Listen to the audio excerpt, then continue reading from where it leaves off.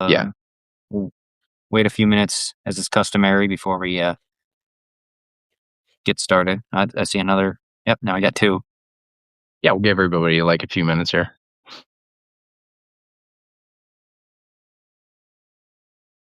Yeah, I got some. I know we're talking validating offers and whatnot today, and I have a few. And I'll mention that again in a few minutes. But yeah, I've got a few cool or a few interesting insights and whatnot to share. So yeah. How many email lists are you managing right now? Um, to I mean, there's various degrees of management. Some of them are just writing the copy. Some of them are, you know, copy and segmentation and making sure things get scheduled. Although I don't do too much of the building in Klaviyo anymore, but Mm, there's two fucking with hate that part. yeah, and like, but got two with two. Wait, what are my other? I'm blanking on my other clients. I have two with one. I'm about to have one with another. I have Nice. my own list, and I don't want to open Slack again and get a bunch of messages. Oh, and No, just it's all good. worked with another nonprofit recently with one of my friends, and we have Oh, another cool. one working with. So that's less list management. We're doing more. Yeah, yeah, Yeah, yep, 100%. yeah. Man, I like the creative like ideation when it comes to like how are we, what theme are we going to pick for a promo, and how are we going to structure the emails to stay on theme. Like I remember working with a golf brand. It was during which I can't remember which tournament it was, but we like built the offer. I don't want to talk about this too much right now because maybe that'll be relevant later. But we built the offer around products that would like there were certain parts of the course. The course is famous for certain things, and the products we selected were like for this offer bundle were based on those things. So that was like that part is like really fun. Like, and that's not building the offer. That's like not even email specifically. That's building the offer, right?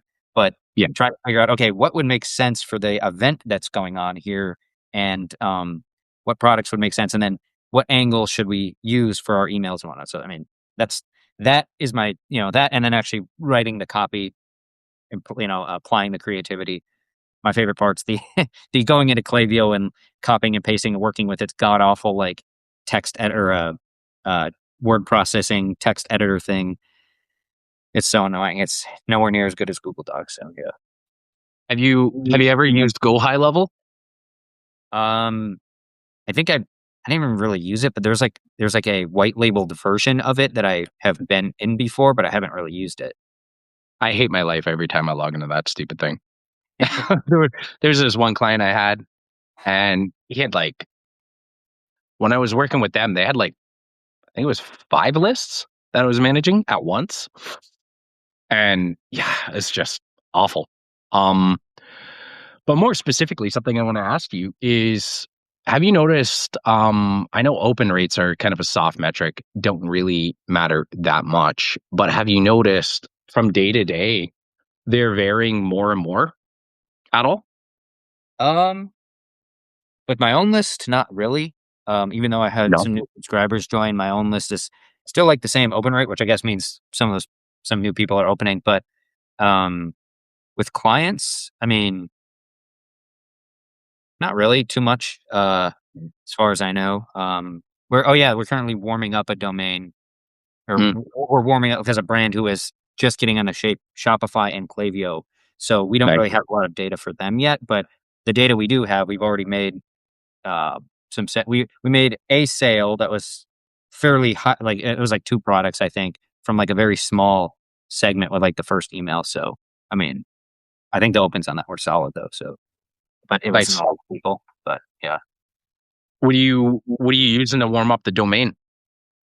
Well, in this case, since it's an agency, the agency owner, he's Mm, more interfacing with the client. So he's the one, him and his tech guy are handling that. But what okay. we're basically doing is just going small segment and then expanding it and expanding it, expanding it basically until we get to their full list. We're not like blasting their whole list just Okay. yet. They're still, I can't remember if they're like in Klaviyo or they're moving over Klaviyo or something like that. I think they're in Klaviyo now, but they're like, they got a bunch of tech stuff that they're setting up before they can go full force on emailing. But yeah, um, Nice. yeah, Yeah, what I've been doing is either instantly AI or warm up inbox. You link it through your domain email provider. So like if you're using Google Workspaces, you would set it up through there. And basically what it does is slowly ramps things up for you. wow, So it'll then it's basically meant for cold emailing, but what it does is it will warm up the domain for you. But what it also does is it's sending cold emails to other accounts that are basically verified like yours, and it takes care of all this automatically for you. And if any of your emails end up in a like a promo folder or a junk folder or a spam folder, the software will automatically pull it out and mark you as a safe email. And then it actually betters your sender score and your domain reputation over time. And what I've been doing lately is I even have that working on mine at all times. Like it costs like 20, $30 a month. You set it up once and it's what I would do. Uh, you're starting a new list, do that for like a week or two before you actually start sending. And then you're guaranteed to have good, solid inbox placement and then just let it run forever. And then if somebody's an asshole hits spam for no reason at all, because some people do that, then you rebound from that a lot better. very cool. Yeah, man. So looks like we have about 3 or 4 people here. We're about 10 after now. So you want to just jump in? Yeah, sure, go ahead. Okay. So today we're going to talk about proving and validating an offer before you're selling it to your list. There are many, many creative ways of doing this. I like doing it. I do like doing most things caveman style, very simplistic. Sometimes I will do things fairly complicated. Um, but I think we'll start with you, Bradley, because you had some good ideas with what we were talking about earlier. So, Yeah, so I mean, I've have 3 digital products now, so at least, I've had to do this a few different times. But I mean, validating an offer obviously is basically just saying, would people want to buy this? And I mean, I guess there's validating the offer, and then there's also coming up with offers in the first place. So yeah, there's like two pieces here. So the first thing, at least in my experience, what I did for my offers, the first one is basically a Chat GPT copywriting workshop. That's what it was. And for that one, it was just I was already doing something and achieving results with it. And so I'm like, and it was a hot topic and still is a hot topic, but AI has, yeah, whole topics 100%. evolved. But I was like, oh, I'm doing this all the time. And I think I actually saw some other guy hosted like a live workshop, a paid live workshop showing how he uses it. I'm like, oh, so lots of people like want this. Like this one, I already felt like it was pre-validated. Like it's a hot topic, and people are constantly talking. Even now, like if I go on Substack notes, like 50% of the notes are various takes on AI. So I'm like, at that time, it was a little newer. So I'm like, oh, I'm already using this day to day in my work, and it is helping me get things done faster. So obviously, the first step, besides seeing that out in the wild, is I'm going to ask my list, and I'm going to ask, you know, primarily it was on LinkedIn because I don't use LinkedIn too much anymore. I'm kind of moving over to Substack in that regard, but at the time I was like working on a LinkedIn following, and I asked like, hey, if I were to hold a workshop, a live workshop where I showed how to do X Y Z in this case. Um, my process for writing emails faster using ChatGPT. Would that be something you're interested in? And that, I got, I think 7 yeses on that, which I was like, okay, that's, it's not a ton, but my following, that's like the max amount of comments I've gotten on a LinkedIn before or LinkedIn post before. So I'm like, okay. And then I got, I think a couple of responses from my email list, which is really small at the time. So like 2 or 3 responses out of a small email list. I'm like, okay, this plus all these sentiments I'm seeing out there, I think I'm going to make it, especially because other people were also, and this isn't always the best idea because some people might be making offers. You don't know you don't know like their internal stuff, but other Yeah, people were creating similar offers. And I was like, okay, well, other people are doing it. This guy who had his workshop, it did pretty well. So I'm going to, it makes sense for me to build it. So I set to building it, and there's a lot of a lot of learning experiences along the way, like learning how to use Stripe without Thrivecart at the time. And that was mess. And like, I think Pete, you were one of my, I think I gave you an affiliate access for it. Yeah. Like figuring out how to manage affiliates without all that stuff. But yeah, so that was like, that kind of includes both kind of, aspects in there. I was validating it, but it was already kind of validated based on what was going on at the time. But I did also do like the official, like, hey, email list, hey, LinkedIn following. What do you think of this idea? Now, there's an element of like like kind of like realizing that potential offer exists, and um, Chris Orzakowski, if any of y'all have heard of him, he coined it. I don't know if he coined it or he borrowed it. I think he borrowed it from somebody, but it's called selling your sawdust. Basically, like you have some leftover work product from something, and then you realize it provides value to somebody. And so, I think a few things just on his G Drive, like his Google Drive, he's made into offers. That's where my other two digital products came from. I still validated them by saying like going back to LinkedIn and going back to my email list and asking some other marketers in my circle, like, do you think this is a good idea? But for example, like my middle level product is it's a like a template and framework for running price increase campaigns over email, primarily for D2C e-commerce brands. So people like selling physical products online. And that came out of literally it's like like it again arose organically when I was working with one client. I kind of masterminded kind of a structure and various angles to this campaign. And it worked really well for that client. So I kind of just naturally, I was working with another client a little while later, a totally different niche, totally different kind of product too. That first product, it was something that you consume and have to restock. Well, in that case, it's their pet. It was in a pet, like it was a pet health company. So another niche, I tried the same thing, and under a bunch of constraints, it still also did really well and made them a lot of money. So I'm like, okay, I think I have something here. And then I ask my list again, hey, if I showed you how to do this, this, and this, would that be something you're interested in? Same with my LinkedIn. And so that came literally from Google Docs, from like raw client Google Docs, campaigns I ran with actual clients, and I turned it into a product. It's kind of like I hesitate to call it a course because there's like a video that just walks through how to use it, like one longer video, and then a bunch of like and then some breakdowns of real live ones. So it's kind of like a template slash course, but that came directly from my Google Drive. And then finally, I have another, my low ticket product I have. It's, um, essentially just a swipe file of some of my top emails. I was like trawling my Google Docs or all my G Drive. Like I kept noticing I was like pulling different like pulling the same several email frameworks for clients. And then I realized, wait a second, I should assemble these together so I don't have to keep doing this. And then I was assembling them together and I realized, wait a second, people would probably pay for this because people always wanted like, they want reusable assets, like emails, especially newer copywriters. I'm like, again, I did the validation process of emailing and saying, hey, would this be something you're interested in? Went to LinkedIn, same thing. And that helped inform that, yes, this is something people wanted, even though it seemed kind of obvious. And then eventually it became my third product, my latest product. So in all three cases, the first case, it's not as much selling your sawdust. It's more like taking a process you already do and then showing people how to do it. But it was on a hot topic anyways. And also it's a process more than like a set asset. And then the other two ones were like something that already exists that you've already used, that's already been proven like in the wild, so to speak. And you're like, oh, well, if this makes, in this case, if it accomplishes my client's goals, making the money, it could be, something else, another type of info product. Like if it's, it helped my client get fit or something like that.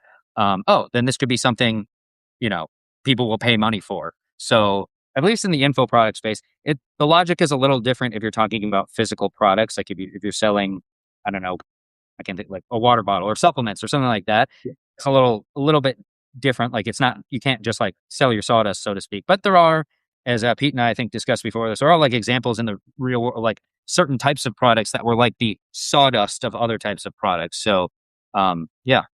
Anything to say about that, Pete? Yeah, man. That's all solid. I do something very similar. Just essentially what you're saying is like the old school Dean Jackson 9-word email, right? Before I build anything, or especially if because my email list has been rather, I'm not going to say large. Like the biggest my email list ever was about 2,200 subscribers, which is quite a bit. Um, So when I started getting at that point, I started having people reach out to me being like, hey, I have this offer. Would you want to sell it as an affiliate? Right. Because like, why not? Um, and that's usually what I do is a 9-word email. Be like, hey, I'm thinking of building, or would you be interested in whatever topic it is that that offer solves for pain point, right? And then I basically feel out how many people reply, right? And I think it also matters on the day you send it to. I find ask emails work really well later on Sundays. And if you're gonna do during the week, midweek, like Wednesday, Thursday, I find people are kind of like, I hate my life mode on Monday and I'm checked out on Friday. Right. So it's like, I'm not gonna reply to that.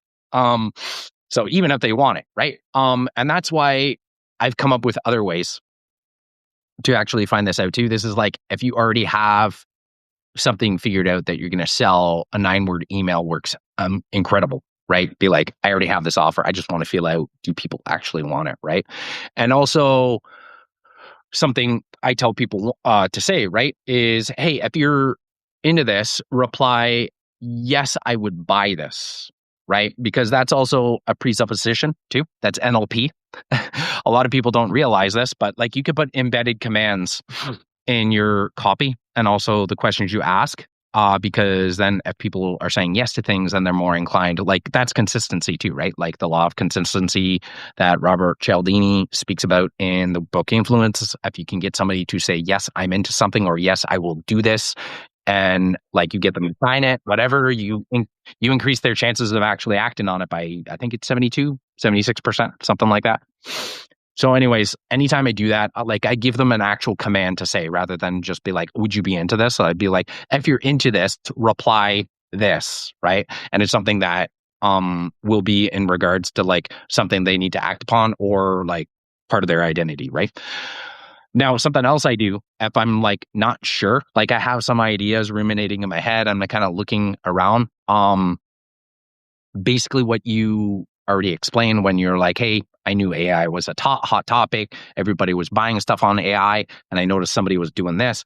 Essentially, what you're doing is you're just selling people more of what they're already buying, right? So, like when you go to McDonald's and you go to order a burger, what do they ask you? Oh, do you want a bigger Coke? Do you want more fries? Like, just sell people more of what they're already buying. You do not need to create anything new, really, right?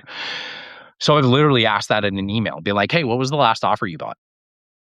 That's it. Like leave it open ended, and you'd be surprised the amount of people that'll chime in from your email list. Especially like I find the shorter the question, the better. And like the first offer I ever created, um, it was basically how I used LinkedIn and my social following to pre-validate my lead magnet, my welcome sequence, the emails that I could use to sell people, and then to get, I think it was just shy of 100 email subscribers on my email list within like a week. Um, and when I asked everybody who joined my list, like, hey, like, what would you be into within like 2 weeks, 3 weeks of people joining my list? Um, they pretty much all said like list building and stuff like that. I'm like, okay, like I literally just did this. I have the framework of what I did. Um, I told people like how I did it, and they're like, "Oh fuck, like that was reasonably genius." Because at the time I only had about 2,000 followers on LinkedIn as well, right? And then what I did was I came up with the offer, and I think I made close to $1,000, something like that, with less than 100 people on my list in like 3 days during that promo. Because I was just like, "Hey, I know this is something people want." Because they're already buying it. They told me, hey, I just bought something on that. And that's something a lot of people will mistaken is they're like, oh, if people are already buying this, they're not going to buy more of it. Like, do you have any idea how many copywriting books and copywriting courses I have? I didn't buy just one. I should have stopped that one, but and that's the thing, right? Like if people are into something, they're not going to buy enough of it. They're going to be like, okay, yeah, I want more, because like especially if you're like in business, people want to have a competitive edge, and anybody with a decent mindset and money usually know I only need one good idea from an offer to make it worth it, right? But I've also gotten into a little bit more of a an intricate way of figuring out offers because like I have certain sub buckets that I talk about in my emails. And what I do is I will randomly every so often instead of sending people to an offer, in like a PS section, I'll talk about like a video I watched recently or an article I wrote, and they're all around certain buckets. And usually I try to make sure, oh, well, obviously ensure that the messaging within the email, the PS section, and the article are congruent. And what I do is I do what's called interest tagging. Mhm. So I set up a series of tags in my ESP, and at the end of every month, I think I got about 5 different interest tags that I set up. Be like, hey, if I'm talking about email subject lines, then when I know people click on this link in this email, they're going to be tagged with this. And at the end of every month, I look at all the different sub buckets that I've been talking about all month. I go in and like, let's say like I've had 20 clicks on this topic, 30 clicks on this topic, but like 100 clicks on this topic. What do you think I'm selling next month? Right. Exactly. And yeah, and that's kind of the way I do it. And then once I have an idea, usually what I do is I always create a waiting list. And I do it the same way with the interest tag. So anybody who had interest in it, like there's a segment of people that you know are going to respond to like a 9-word email. Like you'll get like a near 80-90% open rate on that email that you send to that segment because you know they're into that, right? Um, then what I do is like, hey, I'm thinking of building this. What would you need to be successful in this? And I'll ask like a series of questions, usually just one, two, maybe three. Um, and basically that also becomes your sales copy. And then once I have that idea, that's when I start teasing about like what I'm building. And then I'll set up like an email trigger where it's like, hey, I'm going to be building this. This is what you're going to get if you want it. If you want to join the waiting list to know when it's ready. And then I'll even give you a better deal than everyone else on my list, plus a list of bonuses as well. Click the link here to join the waiting list, right? And then pretty much what I do is I send people to a Google Doc with a very funny GIF or something just to like make it worth their while to click. And then I set up a trigger with that tag. If people click on that, another email that says, hey, because you clicked on this, basically asking the same questions I sent the original people that had an interest. And then once you have enough people, I find the 80-20 rule always applies. So, um, pretty much 20% of the people who say they're interested are usually the ones who actually buy Mhm. 100% of the time. And as long as you're growing your list at the same time, like there's going to be more people coming in, they'll be interested in all that. So, like, but before I build an offer, I always calculate that. I'll be like, okay, I had 70 people say that they want to buy this offer. So if the 80-20 rule applies, I'm going to have about 15 people buy. What kind of price point do I need to make this to make it worth my time? And then I start building it out, or I'll talk to other people like you did, be like, hey, uh, I know your audience might be into this too. Do you want to sell it as an affiliate, this and that, whatever, right? Just to make it more worth your time. But yeah, I find that's almost always the case is a lot of people like to say that they're into something and then they don't act on it. And I think that's a lot of the reason why sometimes you ask your audience what they're into and then you go to launch and then it kind of bombs because you didn't calculate the 80-20 rule according to like the people that said they wanted it. Like, okay, 10 people said yes. Cool. That means maybe 2 of them are actually going to buy, but also for every one person that responds, you'll probably have about 4 more that did not respond, right? That didn't reply. Because, like I said, the 80-20 rule, right? Yeah. So, but Yeah. yeah, that's pretty much how I validate. And then I do like typical launch kind of thing. Yeah. And there, you said something important. There's like the concept of like stated versus revealed preference, where, Yeah. what people say they want and then what you see that they actually want in this case. So, and I obviously, when was learning this along the way, I kind of I knew how to validate an offer, but like you kind of get like not the curse of knowledge necessarily, but like I'm too like in my own thing to like think about it this way sometimes, like step Yeah. outside.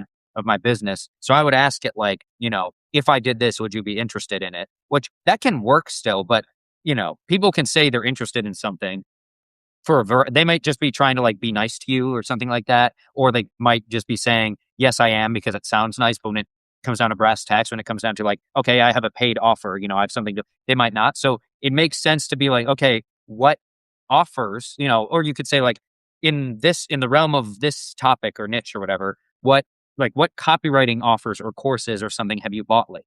That it feels almost like, and also feels a little more conversational. Like you're just like having a conversation with your list. You're just trying to see like what they're Yeah. doing or whatever. But it's like, okay, they're telling you, oh, I bought so and so's XYZ course. It's like, okay. And if you see a bunch of people buying that or similar courses or whatever, you're like, okay, this is telling me that people want more of this. Now, of course, not all of those people may want it. They might be done buying courses, or they might have just bought one course. But generally speaking, there's a good chance that if a bunch of people are saying, oh, I bought so and so's course, or I bought a course on this specific topic, um, or anything like that, then there's a good chance, like you said earlier, like people just because they buy like one thing on a particular top or one like thing in general, like that they might want to buy more of that thing. So, Yeah, man. like I mean, people bought, and I'm not saying I don't know if I have how much overlap I have with this guy in terms of an email. He's been at an email list for years longer than I have, but people paid for that one guy's live copywriting workshop. People also paid for my live copywriting workshop. And part of that also is, do they like you and trust you? Like you might Yeah. have a similar enough product, but there's a good chance that your product has some sort of unique angle or unique way of doing things that's unique to you. Like the way I use ChatGPT is probably different from the way that guy uses ChatGPT. So there's that as well. They might be willing to buy another course, or if you maybe they didn't even buy it. Maybe they're like, hey, like what courses have you considered or something like that. That things like that also can kind of tell you in the realm of info products, like what things that they're considering that they might buy. Of course, if they bought it, it's a stronger signal, but people may buy an offer because you are behind the offer. I think some people specifically on my email list. They've been on my email list when I launched my first offer. They were on my email list since like the beginning type of thing. And so when I'm launching an offer, I mean, they know like it delivers an outcome and they use what's in the course to make their own writing faster, or there might be other nuggets of knowledge in there that they use. But part of the reason they were buying it is because they had been reading my emails, reading my blog content. They, knew me to some degree. And so they're like, okay, if this guy is releasing this thing and it's something that he uses, then it doesn't make sense not to buy at that point. So Yeah. there's like that stated versus revealed preference, and there's also just knowing you and trusting you over like, there could be some other guy selling the same thing, but they've just hopped on that person's list and they don't know them, they don't know their methods, they don't know who they are that well. So those two things are fairly important as well when it comes to offers. Yeah, man. Um, yeah, and that's the other thing is that kind of goes back to direct mail principles, which work even better online than most people think. And I remember it being called the three R's, but I remember the one being the most important is recency. Oh yeah. So, right? So, like, if you're like back in the day, like we call them media buyers still, um, and like list brokers, essentially, right? So, like, if you're the marketing manager of an agency, you got your copywriter created your sales letter for like whatever offer you're building out, right? You would then talk to the media buyer or list brokers and be like, okay, what list is the best list to send this to? And then what you would always do is do like a test run, right? Like you're not going to bust out $30,000 of your advertising budget on a 10,000 person list. What you're going to do is you're going to pick the most probable segment, right? To send it to first and then send it, test it out, see what the response is. And if it's good, then you send to the rest of the list. And one of the primary factors they'd always take into account is, okay, these people are into health and fitness and they buy omega-3 supplements, and you're also selling something that helps with cognitive function and joint pain and stuff like that. So this is the market. These are the people who bought this offer, right? So like they're already proven to be buyers, right? Because a buyer's list is always better than just subscribers on any general list, right? Yeah. So that's the biggest thing is like have they bought before? Yes, and have they bought recently, right? Because that also comes back to have you read the book Ready Fire Aim? Sounds familiar, but I don't think so. Okay. So it's written by Michael Masterson, who you probably better know as Mark Ford, Oh yeah. who's the owner of Agora, right? Like one of the biggest financial publishers. Basically, everybody in direct response bows to them, right? Yeah. And everybody has a buying frenzy, right? So like sometimes people don't always buy, but when they do, they buy a lot, right? So like for example, I started I I haven't talked about this much recently, but I went through a pretty nasty breakup about 3 weeks ago with the girl I've been seeing for about 7 months. So I was like, I'm gonna get my fat ass back to the gym. So I was a bodybuilder for years, had a heart attack around 37. Haven't worked out much since, been worked out on and off for a little bit, was working out again in the summer, stopped because I started dating again. And I was like, you know what, I'm gonna start working out again, right? So like I went on Amazon. I don't even want to see what my bill is this month, right? Like I just went like what was everything I was taking before? Okay, the beef protein isolate, okay, the creatine, the tribulus, the creatine, like everything, right? I was just like, okay, boom, boom, boom, boom, bought everything, right? So I went from I haven't worked out in months. I haven't really taken any of the stuff in a while, but I know what I want, right? Got to have a want and a need, and a burning problem too, right? And the money to spend to it, right?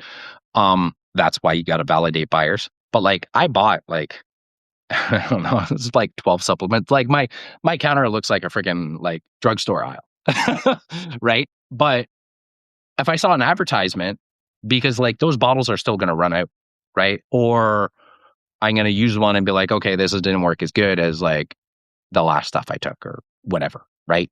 So like if somebody put an advertisement in it and went, hey, like this creatine's better than such and such creatine for these reasons, I'd be like, I'm going to be more apt and receptive to that because I've already been in the buying mood, right? Recently. And that's kind of what Mark Ford, or I mean, Michael Masterson in Ready Fire Aim talks about is the buying frenzy, right? The moment somebody buys, they're in the buying mood, especially if they have their credit card. That's why upsells, downsells, bump offers, and all that in every funnel, like it always makes more money. Yeah, everybody hates having to hit that cancel button, hit that stupid thing that says, no, I do not want to make more money or whatever the break people put there, right? But they work, right? Okay, everybody, no relation to that. That's funny. That's funny. That's funny. But yeah, like nobody likes upsells. Like, as soon as you hit that buy button, you're going to go through the freaking upsell flow and then the downsell flow, and then you're going to get the email follow up. But like, as much as everybody hates that, you're receptive to it because like They work. works, right? That's why they exist. They work. Right. So like, that's the thing. So that's why proving what people are already buying, just sell them more of, right? And also asking people what they want doesn't always necessarily always work because like what people want, what they buy, and what they actually need, sometimes three totally different things, right? Like naturally, you've probably been in a relationship before, right? I know I have. And like, let's say you and your girlfriend are sitting around with nothing to do one night. It's a Friday night. Don't really feel like making dinner. And you both go, hey, you know what? You want to grab something to eat? Yeah, that's a good idea. Let's go out. How long do you drive around looking for something to eat? You both know you want to eat. You just don't know what you actually freaking want until somebody finally makes a decision, right? Like, you want to eat, but you go to like 10 different restaurants before you figure it out. And that's kind of like what you're doing when you're like, hey, would you be into this? Like, yeah, people want to eat, but are you putting the right restaurant in front of them? You still need to figure that out, right? Hmm. Sorry for the rant, but No, that makes sense. But yeah, the on the buying frenzy thing, I know of like people like I know that, and I'll sometimes when I've been through the upsell funnels before, and I'm like, oh, let me get through. But then, I also know like I just more recently built out my own funnels, and I'm shifting to new list growth strategy, so I haven't had a lot of people go through mine yet, and mine aren't super aggressive. I think I have like two upsells, and then there's like a bump offer on each one, which doesn't get in people's way. But you yeah, buy one thing, you buy the lowest end thing, and then you get one, two offers. That's it. Like there are people who I always go back to, Chris Orzakowski again. He's like, look, if the software lets me put more upsells or downsells or bumps in there, I am going to do it. And so it works. Like he does it and he makes more money. It's like, you can kind of get it, individual people may get annoyed at those, but it's like the worst that happens is you just have to click no like 10 times Yeah. or whatever it is. But there are people who once they do buy that first thing, they're like, and on top of that, using an upsell funnel, there's a discount on something. It's like this one time only, you get a discount on the thing. If you leave this funnel, no more discount. So that plus the buying frenzy, it's like, okay, fine, I'll get this and I'll get this and I'll get this. Like, I know from him, he said he's seeing people who like, they will come in and buy literally everything in his funnel and just like that one day, he's immediately already made, however many hundreds of dollars. So yeah, Yeah. once people are Your ad spend for the month is taken care of. yeah, basically, yeah, like Right. a couple of those people, and your whole ad spend for the month. It's like profitable. So like that buying frenzy is real. I mean, I even noticed, not even in a funnel, but well, for one, my new gym, for some reason they have like coupons on their app for various irrelevant things. But one thing was Gymshark, which obviously that it's a perfect thing to pair with a gym, has a discount code for a very popular gym apparel brand. So I went on there and I'm like, I want to get like one tank top or something. I'm like, I want to get another tank top. And I'm like, but my gym, I need more gym socks. Cause like I've had some for so long running in them and lifting and just wearing them that a bunch of them have holes in the bottom now. So I'm like, Yeah, I need that more happens. socks before I have no socks. So I'm like, I'll get some socks too. And then maybe I'll get a second pair of socks. Cause I also have that discount available. So it was a 20% off discount and actually expires today, which is why I was like, okay, I want to use it too. And it's like, I'm here, I have this discount, I have these things, but I also need these things. Why would I wait any longer? Now I'm going to get this and this and this and this. And soon I went from getting like one tank top to getting I think two tank tops and I think two pairs of socks, if I remember correctly. So from one item to four. And also on like Gymshark's website, it's not like a classic like direct response funnel where it's like you buy something and it's like, but wait, we have another offer for you. It's kind of like how Amazon does you'll buy something and it'll be like, people often buy this with, and they'll have that. Normally bought with. Yeah. Yeah. Well, especially when I'm buying like a book on Amazon, there'll be a bunch of book recommendations below and I'm like, oh, that one sounds nice. Okay. On that one too. And sometimes those add them to my wish list, but sometimes it's like I went from having one book, now I'm buying 3 books. So that buying frenzy, that is real, and you want to, you know, take advantage of that. I mean, yeah, Yeah. Yeah. Because, and also if you can set up your flow so that it's not necessarily you, like they already know they're in a sales process, but like the more you can make it seem like helping, rather than selling. And that's kind of what I meant, a few weeks ago with that one post I did about like acting like the assistant buyer yeah, rather than the salesperson. Is every offer you creates a new problem every time. Doesn't matter what problem you're solving, you're always gonna like enter a new issue, yep, right? So if you're I've always found the bump sell always works best if you sell either more of what they're already buying. So like we were talking about email templates earlier. So like let's say you're selling a template pack that's got 20 email templates, right? mhm, Okay, your bump sell is going to have 40 more for basically the same price. Why would they say no to that? yeah, Right? It's like, hey, I'm going to just give you more of what you're already buying. And hey, you know what? It's going to come with this bonus that's going to make it work bigger, stronger, faster kind of thing. Be like, hey, and it also comes with these AI prompts that you could plug into ChatGPT. It'll do all your research for you. You plug in the template, it fills it in for you. You just do the final edit. I'll even give you a video walkthrough of how you do that. Like, okay, why is anybody going to say no to that? Right? So think, what's the next problem they're going to have? Okay, they got the templates. Cool. The templates are going to make the money. I got to actually freaking use it, right? So that's what your bump sells for. Now, upsells, typically, if I set it up, I don't have the upsell go to anybody that doesn't take the bump. Because like if somebody's not going to take a bump sell offer that's not much more money or even a lower price than what they're going to buy right at the cart, they're less likely to take the high ticket upsell. And I follow what I learned it off Ian Stanley, and I forget who he learned it off of. It's called like the Sunny Set upsell sequence, which essentially is like what's your high ticket offer or the high ticket version of like what you're already selling. Put that as your first upsell, right? Because the thing you want to do is price anchor people right away, right? Like you do not put your most expensive offer at the end of your upsell flow because now people have already been anchored with a different price. That if you put the most expensive thing at the end, it's very jarring, right? So you start with the most expensive thing first. If people say no to that, then basically you offer the exact same offer for the exact same price with bonuses, which you were going to give them anyways, but you just make it sound sexier. If they say no to that, then offer a downsell because now that's the I forget what it's called in Cialdini's influence book, reject and retreat, right? When you offer something but people say no to the other thing. So we offer something smaller and people are less likely to say yes because it's like, it's not quite the law of reciprocity, but it's like the halfway point. It's like, hey, I'm trying to help you.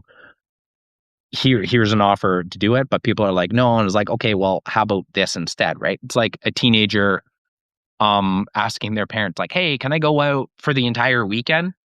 Like, no, like we need you around. Okay, well, how about just tonight? Okay, cool. But if they ask for just tonight, you'd be asking as a parent, hey, where you going? All these other stupid questions. But your teenage, I know this because this is what my teenage daughter did to me. Right. So it's like, okay, so I would normally say no or ask you like, hey, like, where you going? Let me put my tracking GPS on you so I know where you're going.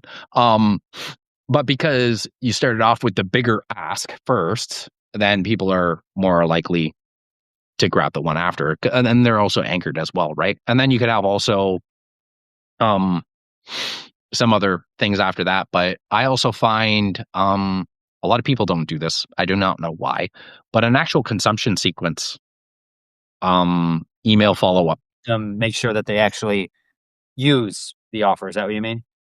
Yeah. And then not only use it, but then at the end of the consumption sequence, you could set it up for people who bought the offer, all of them. They get one consumption sequence. But then if people said no to your upsells, downsells, whatever, they can then go through that flow again after you've educated them, got them a bunch of wins and stuff like that with the offer that they had. And then you could then create a sequence that still educates them on how to go further in what they're already doing.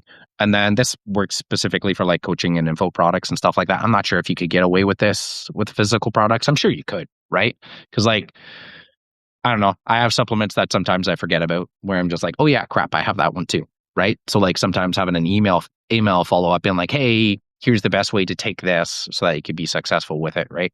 And then at the end of that email sequence, you can go through the same flow again for the people who didn't buy, and then you're basically getting people to buy again. Right. Yeah. I mean, even in physical products and e-com, I mean, what I guess consumption sequence is a good way of putting it for info products is I mean, you consume a supplement and that you like, just eat it or Yeah. drink it or like consuming a course isn't consuming the content. It's essentially like a post-purchase onboarding sequence. That's what I call it for D2C e-commerce. It's the same thing though, but with a physical, if it's something that you like a supplement, something that you just take, there's not much to it. You just take it the proper amount at the right time or whatever. But in the case of supplements, for example, you'd have a post-purchase sequence that ensures that they're like excited for it. Cause I think I wrote a note about this recently. Like even if you buy, like even when I bought those Gymshark clothes, I had a tiny bit of buyer's remorse because like that is money flowing out of from my credit card. And even if I were to like get a full refund, it's like that is time and effort I can't ever get back. So like there's always like a little bit of that. So like that post purchase overcomes it reinforces that yes, you made the right decision. Because if you're selling a product you believe is good, you want to make sure that they too, are totally on board with it. And hopefully you're selling a product you believe is good. You're not selling crap, obviously. So there's that. And then there's, things like a little quick start guide, like how to start using it, how to essentially guide them towards getting a win as well. Not just like using it in the course of, or in the case of info products, not just like taking the course, but maybe helping them apply what they learned as well, kind of like as a little companion thing to the actual course itself. But even with physical products, it's the same thing, ensuring that they use it correctly and giving them maybe ideas for how to use it to get so that they get more benefit and accomplish the goal out of it. That's how you like overcome that buyer's remorse and help them actually get more out of it, which I mean, that makes it easier for them to buy from you again. They trust you a lot more. they like you a lot more because not just because you helped, I mean, partially because you helped them, but also just because the product itself worked better for them. So, I mean, that's one of like when I look at client accounts, that's one of the things I look for is do they have a post purchase sequence that's like more than just a, hey, thanks for your order, blah, blah, blah. That's it. Do they have like kind of like a make it into like an experience? I call it for first time customers onboarding because it's not like you're onboarding someone at software if unless you're in that niche. But like again, even if you're like selling a supplement, you're kind of like onboarding them into the brand and onboarding them into the kind of like routine change that they make to incorporate the supplement and the kind of things that they'll experience. You know, you're onboarding them into like an experience basically. And then um yeah, it makes it I mean, it oftentimes leads to more sales direct like before they've even finished that sequence because those kinds of sequences there are opportunities maybe with a course you wouldn't want to like sell until after they would have completed the course but with like Yeah. physical product e-commerce obviously there are opportunities to like sell the next thing because they've achieved whatever you wanted them to achieve with that first product they've gotten the win and then hey here's the next thing it makes sense to get this after this because blah blah blah blah blah that kind of thing so yeah I mean consumption sequences, post-purchase sequences, um, those are really good to have because make it more of an experience than just like because you can buy a course. Even with a course, you can buy a course and then it's just like, okay, I bought a product, and some people don't ever take the course, and you don't. I No. personally, even though yes, it's nice to have money from someone who buys my course and never takes it. I actually want them to take the course. Like I actually am Yeah. emotionally invested in my customers, students, I guess, if they're buying a course, succeeding and actually getting something out of it. Because I kind of feel I don't want to rip people off. So it helps that because it helps them guide them through it, especially for something like a course as well, where it might be a little overwhelming. Where if there's a bunch of videos, it's Yeah. like, all right, today you're going to do this, and here's what you're going to learn, or something like that. So I really like those as well. Accompanying offers makes it more of an experience. Yeah. And also, I don't think it matters um, if it's a physical product, info product, Yeah, course, template, whatever. Um, when you use a consumption sequence, um, if you build out that sequence in a way that ensures at least more people are successful or at least consume the product that or offer you're selling, and you ensure the ones that were going to do it anyways are even more successful, they're gonna attribute that to the offer itself, not the consumption sequence. yeah, So what you're doing is you're actually making your offer stronger just by providing additional information. You could like a lot, especially when it comes to the info products. Like a lot of the times when I do a consumption sequence for like when I was doing like a lot more course email sequences and stuff like that, is you take the some of the best material from the course and you just put it right in the email. And then right when it gets to the good part, you cut it off and you just provide a link that goes to the section of the course that they would consume that, right? Because now you're forcing them because it's like, okay, this is interesting. This is like getting to the good part, cool. And then the email just ends and be like, and continue here, or like something like obviously make it a little bit more eloquent than that. But um basically what you're doing is you're like forcing consumption too, right? yeah. And honestly, it's kind of like when you get well, like if you get like a physical product and you get like a package or like an instruction, a little instructional insert, and maybe some other insert that's like encouraging them to share a photo of it on social media or something like that. I honestly think going for like brands should in general, brands who create it, whoever they have a product, they should like part of the product should be like a kind of like a post purchase sequence. I worked with a meal kit brand that I mean, I was trying to and I was trying to build a post purchase sequence for them, but something they already had was they had sales reps and they had not just sales reps, but people like I guess customer service reps would be the best word, but would actually reach out and it wasn't an automated text, I don't think.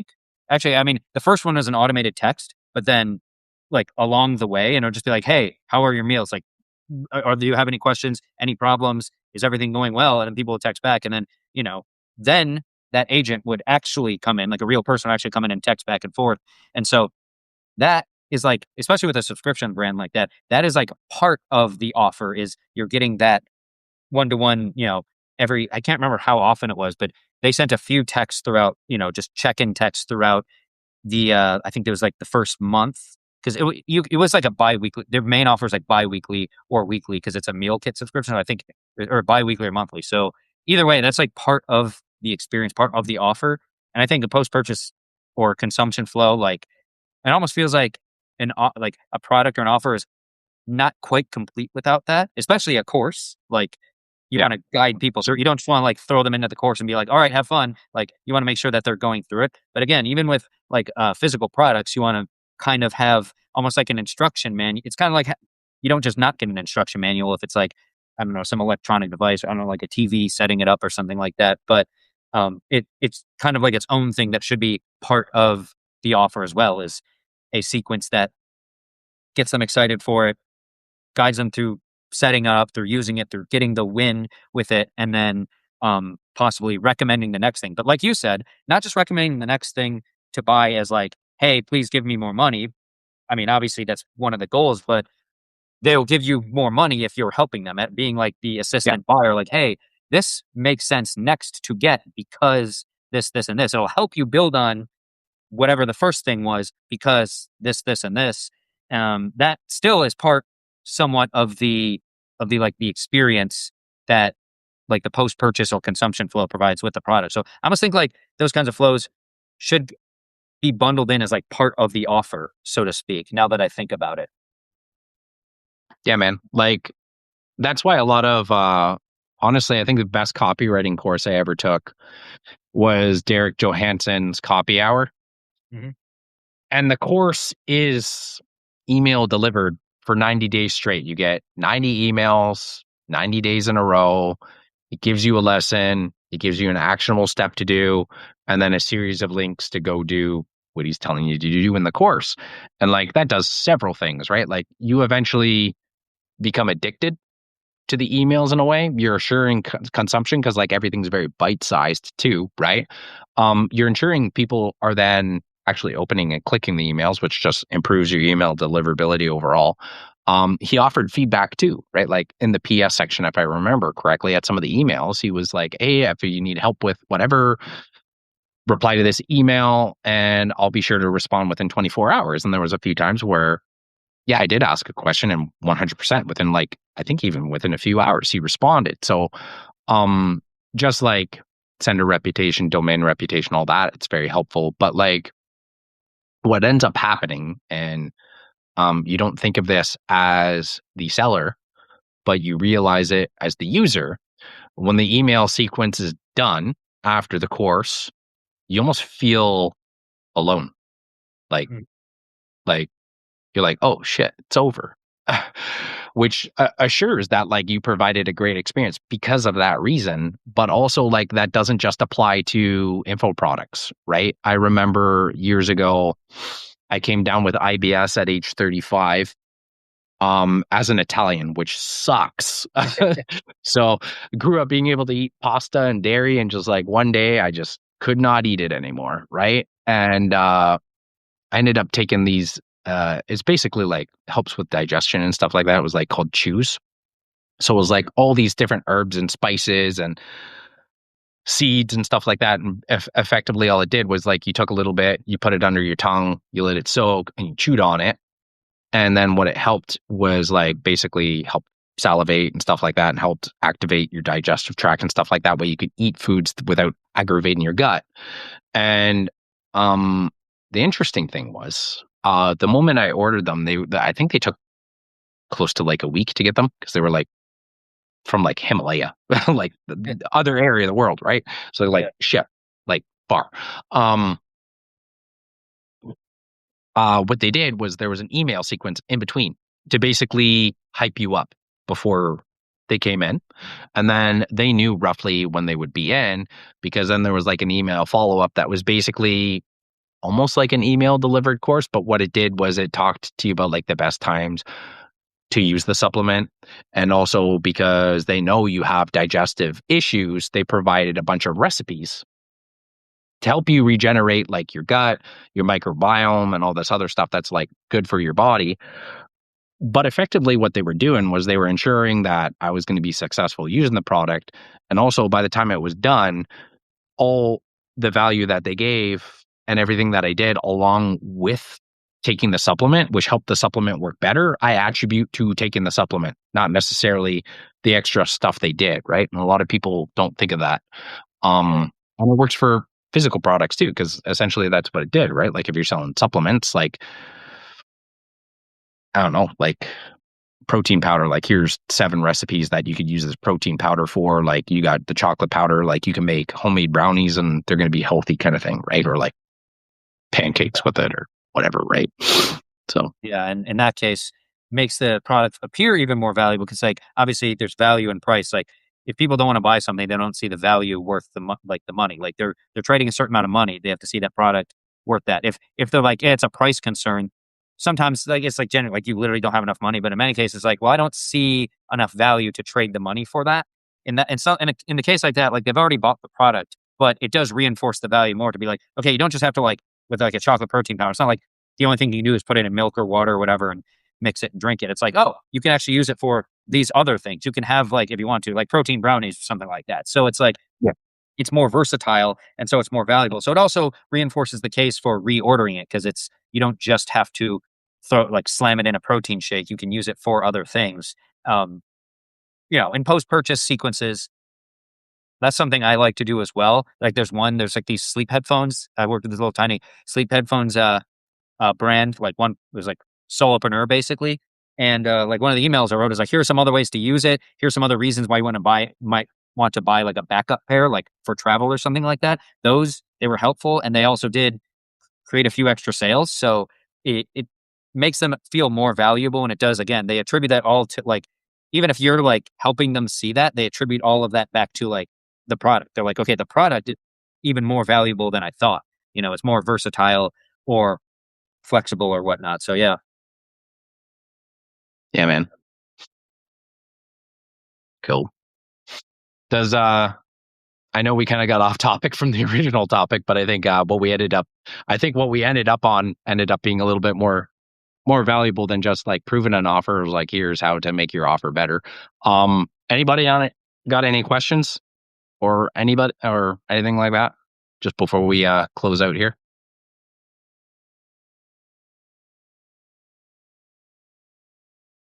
doesn't look like I guess Substack just has the chat. It doesn't have kind of like Zoom has that question or the question answer thing. I guess it just has the chat. But yeah, if you have any, go ahead and drop them in the chat.